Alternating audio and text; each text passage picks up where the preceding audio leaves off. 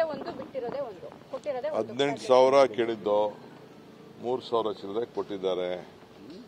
ಇದೇನ ಮಜ್ಜಿಗೆ ಆನೆಗೆ ಅಂತ. ಸೊ ಅಟ್ಲೀಸ್ಟ್ ನಮ್ಮ ಹೋರಾಟಕ್ಕೆ ಒಂದು ಜಯ ಸಿಕ್ಕಿದೆ. ಆದರೆ ಅವರು ಕೊಡಬೇಕಾದ ಪಾಲು ಸರಿಯಾಗಿ ಕೊಟ್ಟಿಲ್ಲ.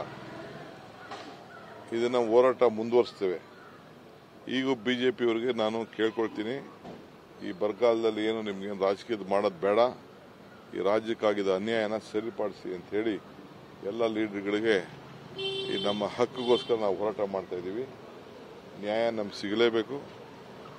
ಎಲ್ಲ ಬಿಜೆಪಿ ನಾಯಕರುಗಳು ನಿಮಗೆ ಈ ರಾಜ್ಯದ ಅಭಿಮಾನ ಐತೆ ಅಂದ್ರೆ ಒಕ್ಕೂರ್ಲಿಂದ ನಿಮ್ಮ ನಾಯಕರ ಮುಂದೆ ಇದನ್ನ ಪ್ರತಿಪಾದನೆ ಮಾಡಿ. ಚುನಾವಣೆಗೂ ಮುಂದೆ ಬಿಡುಗಡೆ ಮಾಡಬಹುದಿತ್ತು ಸರ್, ಕೋರ್ಟ್ ಅವಾಗಲೇ ಹೇಳಿತ್ತು. ಆದ್ರೂ ಕೂಡ ಇಷ್ಟು ದಿನ ತಗೊಂಡಿದ್ಯಾಕೆ? ಒಂದು ಹಂತದ ಚುನಾವಣೆ ಮುಗಿದ್ಮೇಲೆ ಬಿಡುಗಡೆ ಮಾಡಿದ್ಯಾಕೆ? ಅದಕ್ಕೆ ಎಲ್ಲ ಗೊತ್ತಾಗಿದೆ ಅವ್ರಿಗೆ, ಜನ ಬಹಳ ವಿರುದ್ಧವಾಗಿದ್ದಾರೆ ಅಂತ, ಅದಕ್ಕೆ ಈ ರೀತಿ ಮಾಡಿದ್ದಾರೆ. ಈಗ ಮುಂದಕ್ಕೆ ಸರಿ ಮಾಡ್ಕೊಳ್ಬೇಕು. ಬಟ್ ಈಗ ಮಾಡಿರೋದು ನಮಗೆ ಸಾಲದು. ಅಟ್ಲೀಸ್ಟ್ ಒಂದು 15,000 ಕೋಟಿ ಕೊಡಬೇಕಾಯ್ತು. ತಾಯಿಯಾಗಲು ಪ್ರಯತ್ನಿಸಿ ವಿಫಲರಾಗ್ತಿದ್ದೀರಾ? ನೋವಾ ಐವಿಎಫ್ನ ನುರಿತ ಫಲವತ್ತತೆ ತಜ್ಞರನ್ನ ಭೇಟಿಯಾಗಿ ಉಚಿತ ಸಮಾಲೋಚನೆಯನ್ನ ಪಡೆಯಿರಿ. 18,000 ಕೇಳಿದ್ದು 3,000 ಚಿಲ್ಲರೆ ಕೊಟ್ಟಿದ್ದಾರೆ. ಇದೇನ ಮಜ್ಜಿಗೆ ಆನೆಗೆ ಅಂತ.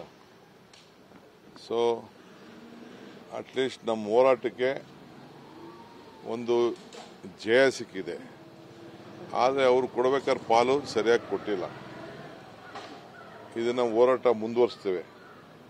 ಈಗ ಬಿಜೆಪಿಯವರಿಗೆ ನಾನು ಕೇಳ್ಕೊಳ್ತೀನಿ, ಈ ಬರಗಾಲದಲ್ಲಿ ಏನು ನಿಮ್ಗೆ ರಾಜಕೀಯದ ಮಾಡೋದು ಬೇಡ, ಈ ರಾಜ್ಯಕ್ಕಾಗಿದ್ದ ಅನ್ಯಾಯನ ಸರಿಪಡಿಸಿ ಅಂತ ಹೇಳಿ ಎಲ್ಲ ಲೀಡರ್ಗಳಿಗೆ ಈ ನಮ್ಮ ಹಕ್ಕಿಗೋಸ್ಕರ ನಾವು ಹೋರಾಟ ಮಾಡ್ತಾ ಇದ್ದೀವಿ.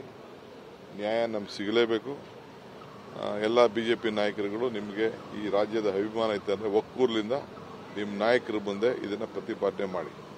ಚುನಾವಣೆಗೂ ಮುಂದೆ ಬಿಡುಗಡೆ ಮಾಡಬಹುದಿತ್ತು ಸರ್, ಕೋರ್ಟ್ ಅವಾಗಲೇ ಹೇಳಿತ್ತು. ಆದ್ರೂ ಕೂಡ ಇಷ್ಟು ದಿನ ತಗೊಂಡಿದ್ಯಾಕೆ? ಒಂದು ಹಂತದ ಚುನಾವಣೆ ಮುಗಿದ್ಮೇಲೆ ಬಿಡುಗಡೆ ಮಾಡಿದ್ಯಾಕೆ? ಅದಕ್ಕೆ ಎಲ್ಲ ಗೊತ್ತಾಗಿದೆ ಅವ್ರಿಗೆ, ಜನ ಬಹಳ ವಿರುದ್ಧವಾಗಿದ್ದಾರೆ ಅಂತ, ಅದಕ್ಕೆ ಈ ರೀತಿ ಮಾಡಿದ್ದಾರೆ.